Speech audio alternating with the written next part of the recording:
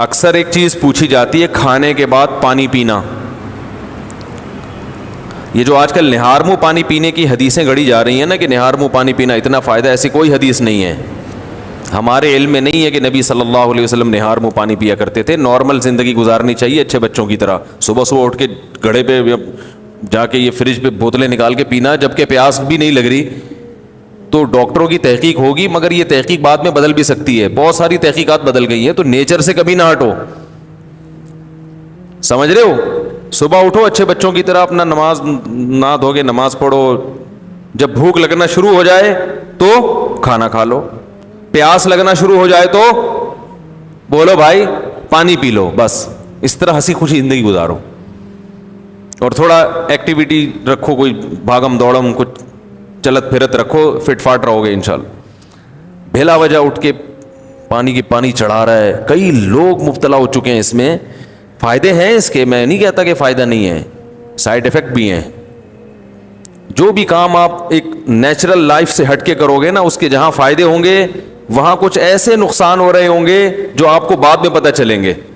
اور بعض نقصان تو ایسے ہوتے ہیں جو پتہ ہی نہیں چلتے کہ یہ اس کی وجہ سے ہوئے ہیں. اس لیے نارمل اچھے بچوں کی طرح زندگی گزارنی چاہیے. کوئی بیماری ہو، اس بیماری میں ڈاکٹر بطور دوا کے تجویز کرے تو ٹھیک ہے.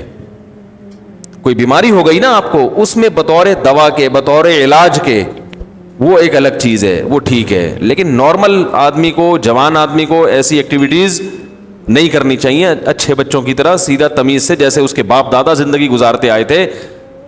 جانوروں کو دیکھا کبھی صبح اٹھتے ہی پانی پی رہے ہو جا کے؟ ہیں صبح اٹھتے ہی سارے جانور، ان کو کیا چاہیے؟ بھوک لگنا شروع ہوتی ہے، کھانا کھاتے ہیں. تو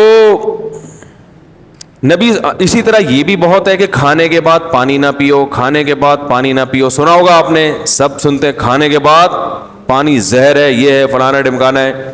اس بارے میں کچھ لوگ حدیثیں بھی بیان کرتے ہیں.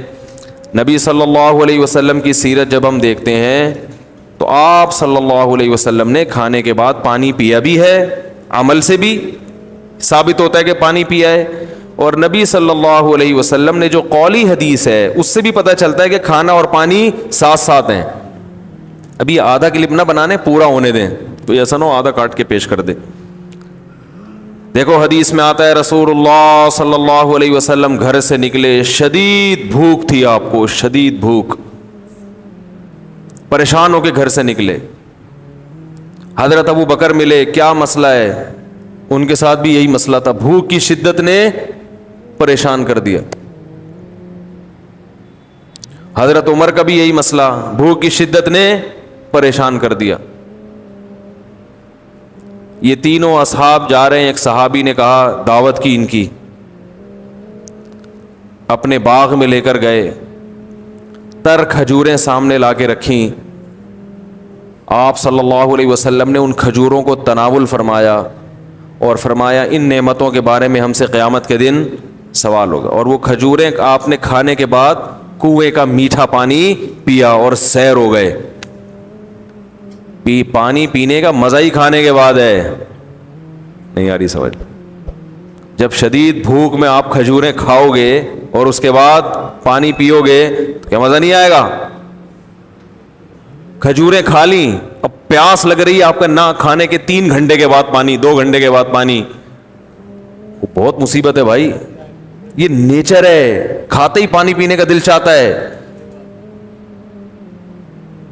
اور ایک اور حدیث سنا دیتا ہوں.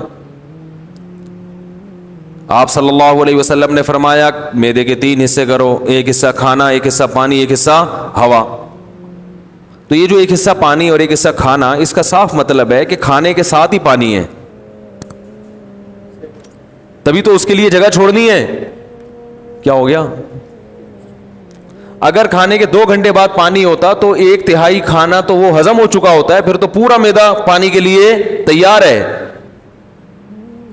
تو دونوں حدیثوں کو ملائیں تو رزلٹ کیا سامنے آئے گا کہ کھانا پانی قرآن میں کیا ہے؟ کلو واشربو، کھاؤ اور پیو، کھاؤ اور پیو. تو کھانا پینا کٹھا ہے.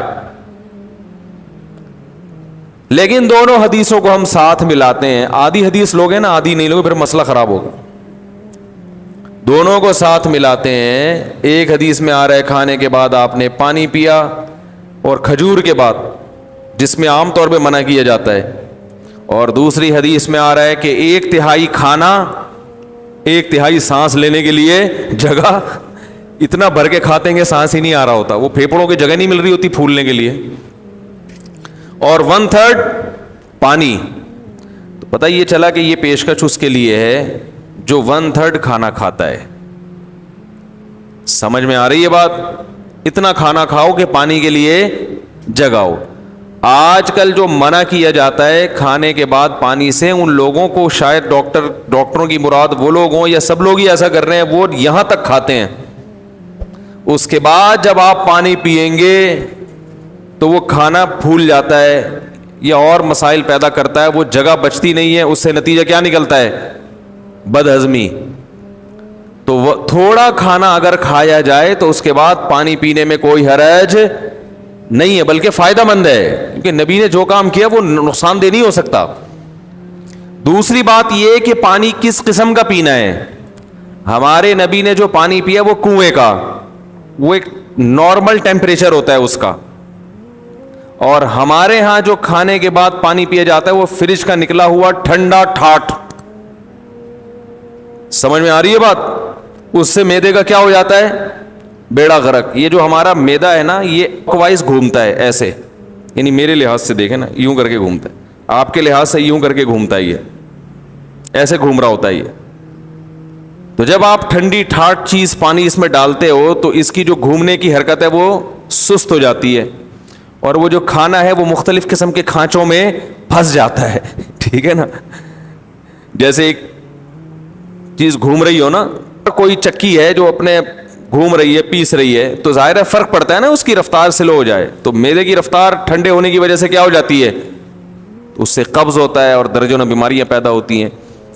تو پانی کھانے کے بعد پی سکتے ہیں آپ, بشرطے کہ کھانا آپ نے تمیز سے کھایا ہو اور پانی کا ٹیمپریچر بہت زیادہ کم نہ ہو, ٹھنڈا پانی نہ ہو. سمجھ رہے کہ نہیں سمجھ رہے؟ تو اس بارے میں جو حدیثیں پیش کی جاتی ہیں نا کھانے کے بعد پانی نہ پینا, وہ صحیح نہیں ہے. اور اگر گرم پانی پیا جائے جو چولہے کا گرم ہو, وہ تو ہاضمے میں اور مدد دیتا ہے, جو کہوا جسے کہتے ہیں, وہ تو اور تھوڑی مدد دیتا ہے ہاضمے میں. لیکن میں نوجوانوں کو کہتا ہوں وہ نہ پئیں, تمیز سے زندگی گزاریں, بس پانی پئیں آرام سے.